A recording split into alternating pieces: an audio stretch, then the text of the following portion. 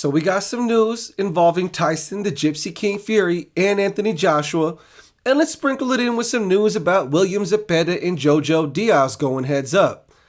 Roll that beautiful bean footage. I hear him. Down goes Frazier.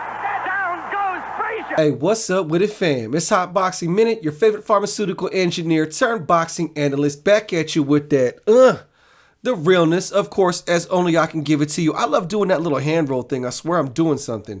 Anyways, we got some news that just popped up.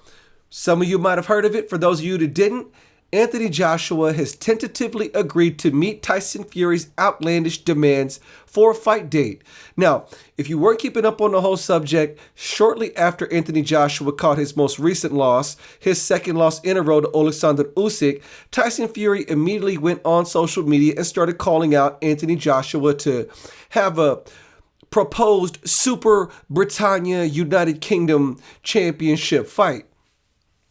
The fight that all of us were clamoring for years, but for some reason never really happened between Tyson Fury and Anthony Joshua.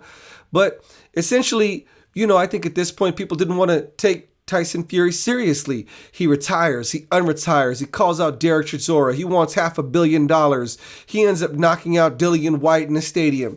Tyson Fury, ever the enigmatic, hard to pin down character, said he wants to fight Anthony Joshua shortly after Anthony Joshua lost his fight to Alexander Usyk.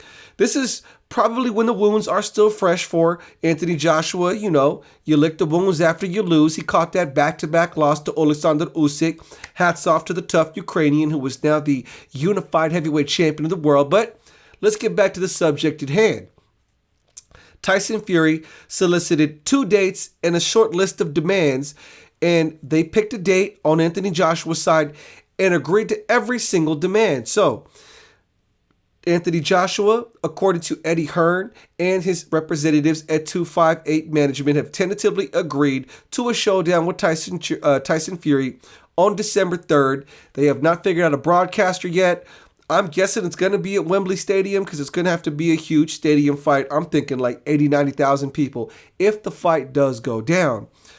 Now, some of the details that we do know so far, 60-40 purse split in favor of Tyson Fury, the WBC heavyweight champion of the world, who just recently relinquished his ring title, which I believe Alexander won in a vacant title slot situation when he beat Anthony Joshua.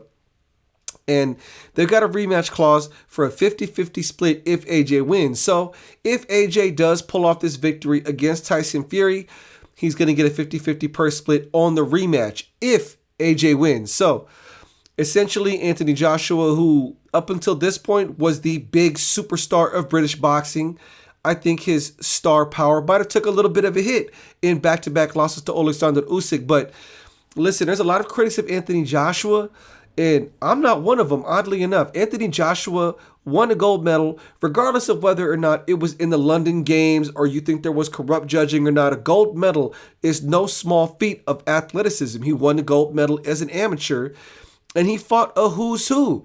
He fought, Dillian Whyte. He fought Alexander Povetkin. He fought Vladimir Klitschko. He's fought pretty much every top-notch heavyweight in his division.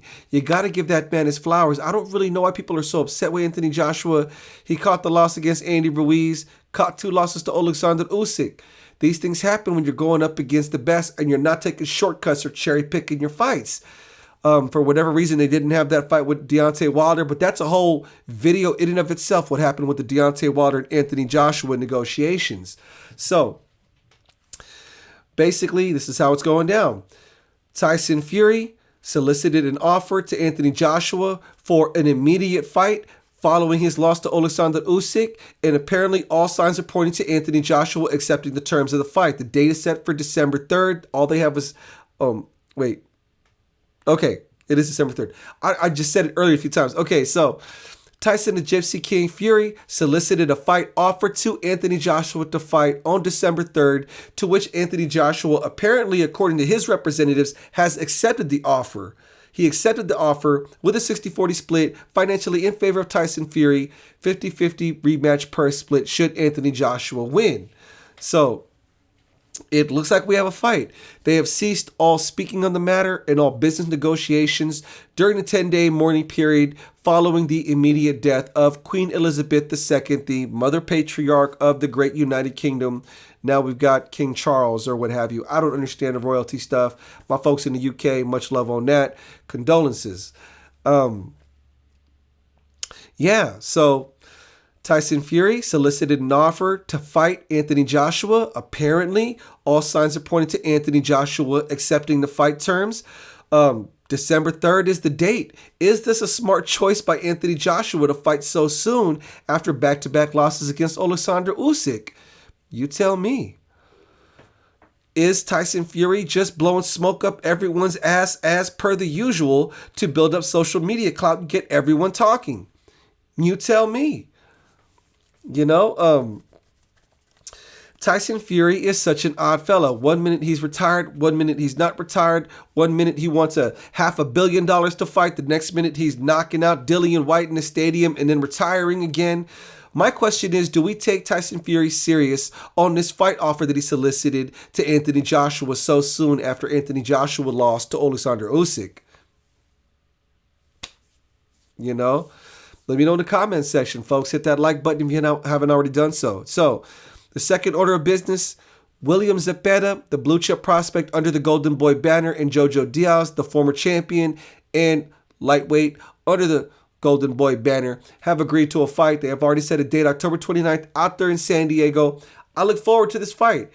William Zepeda's most recent win was a unanimous decision win, a pretty hard-fought win against former champion Rene Alvarado. That means Rene Alvarado and I would say Hector Tanajara are probably the two biggest wins on William Zepeda's resume thus far.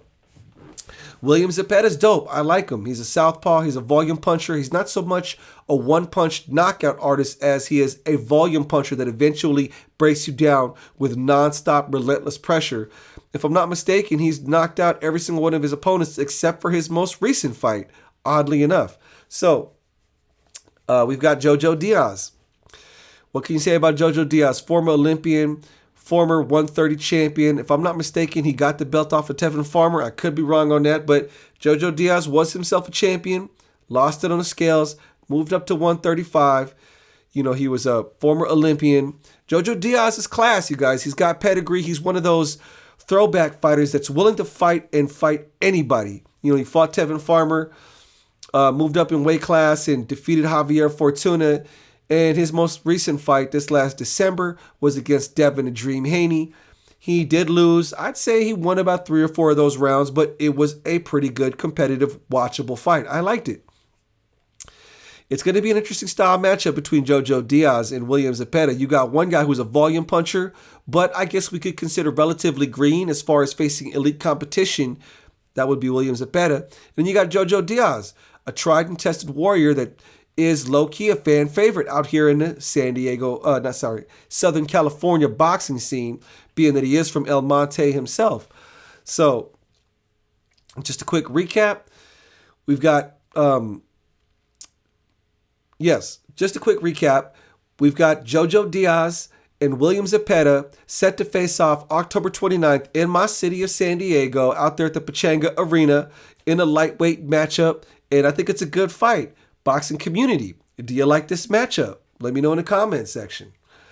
Now, I do believe Jaime Munguia was supposed to be scheduled to be on that card. I'm not really sure, but I'm loving it. For those of you that don't know, San Diego, my city, is a big boxing city. There's a lot of fans out here. And in the last year, we finally have been getting quite a few major event promotions. We had 2 Navarrete fights, the big Chocolatito fight. In Tijuana, we had that fight with Jaime Munguia. Now coming up at the end of October, we've got Jojo Diaz and William Zepeda. San Diego, my city, is finally coming up in this boxing game. Anyways, folks, what do you think about the fight between Jojo Diaz and William Zepeda? How do you think it plays out? Let me know in the comments section. Hit the like button if you haven't already done so. I am Hot Boxing Minute, the future of this boxing analysis thing on TikTok and YouTube. Don't forget, if you want to cop a shirt, you like the little logo, the throwback logo, the Stream Elements link is going to be in the video description. Peace, y'all.